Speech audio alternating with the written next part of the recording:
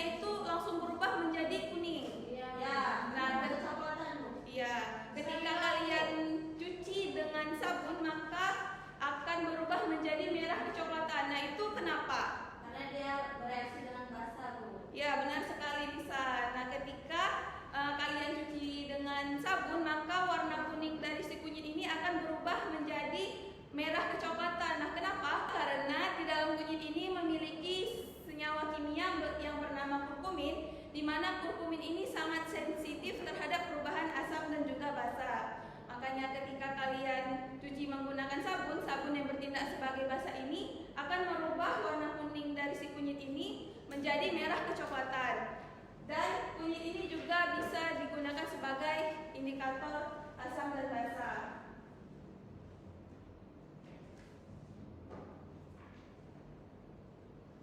Nah selanjutnya apa sih indikator asam dan basa itu? Nah indikator asam basa itu adalah zat yang dapat menunjukkan apakah suatu larutan itu bersifat asam, basa atau netral melalui perubahan warnanya. Nah di sini itu indikator itu terbagi menjadi dua, yaitu indikator alami dan indikator buatan.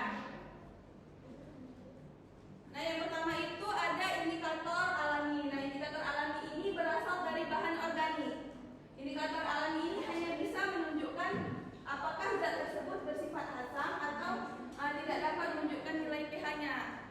Kalau seperti contoh ini ada kunyit, kubis ungu dan buah naga.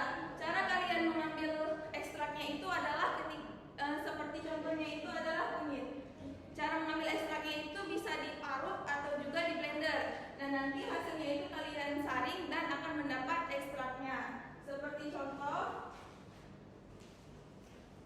nah pada kunyit itu warna ekstraknya itu adalah jingga.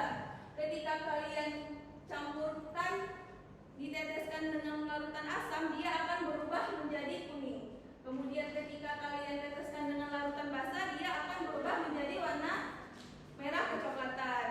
Contohnya ada kubis ungu. Nah warna ekstrak aslinya itu adalah ungu. Ketika kalian teteskan dengan larutan asam, dia akan menjadi warna merah muda. Kemudian ketika diteteskan dengan larutan basa akan berubah menjadi hijau. Nah nanti akan kita coba pada praktikum sederhana nanti ya. Ya, Bu. Oke, yang kedua ini ada indikator buatan.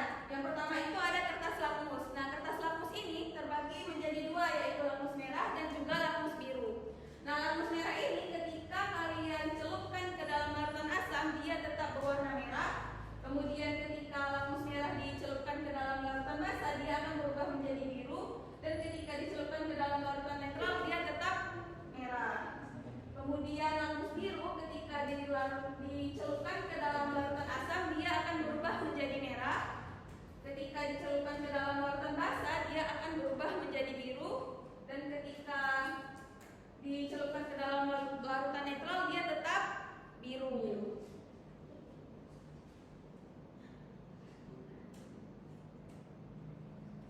Kemudian kedua ada indikator universal. Nah selain indikator seperti kertas lakmus merah dan biru tadi, terdapat indikator universal yang dapat menunjukkan nilai pH suatu larutan tersebut.